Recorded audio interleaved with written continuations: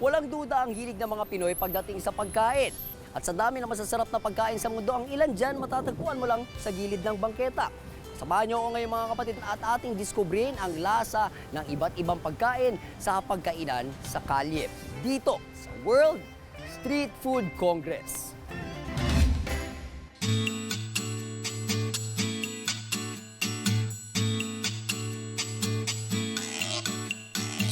Pagpasok ko kanina, isa sa mga advice sa akin dito, umorder daw ako ng isang pagkain na hirap akong banggitin or hirap akong i-pronounce.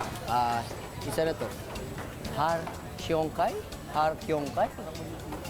Hindi ko alam, pero ang itsura niya naman ganito, para sa akin, fried chicken and fries.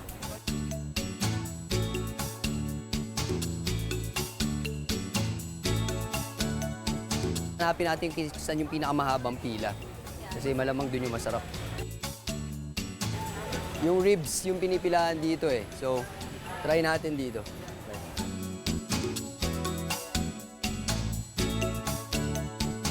Alam niyo mga kapatid, dito sa World Street Food Congress, may mga nasa 25 na stalls dito. Galing yan sa iba't ibang bansa, hindi lang Pilipinas. Andyan yung Vietnam, Malaysia, Cambodia, India, at syempre, meron din diyang Amerika. Churros.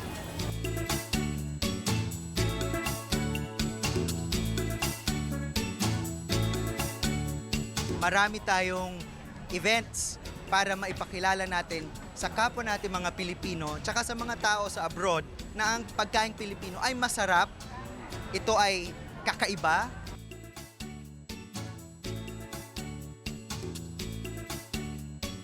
Tara! Dessert naman tayo. Ayan, ito yung murtabak from Indonesia. Ayan, ito mga kapatid, pancake siya with 8 layers of chocolate.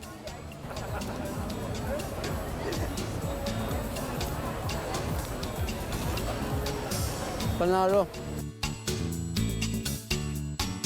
Sa mga natikman mong food, ano yung pinaka-favorite mo? Yung churros. Bakit yung churros? Mahilig ka sa churros eh. Kaya yun yung favorite. How about you naman? Ano yung pinaka-favorite mo na natikman mo? Ikaw na lang. Sige na, anong pinaka-favorite mo? Ito ba? Hindi, yung omelette. Kakaibang man ang paraan at itsura ng iba't ibang pagkaing kalye. Isa lang ang sigurado, kapag inabot ka ng gutom sa gitna ng lakad mo at kailangan mo ng masarap, mura at mabilis na pagkain, street food ang magsasalba sa'yo. Renzong Kiko, News 5. Be sure to come back. Use 5 everywhere. Copyright 2016.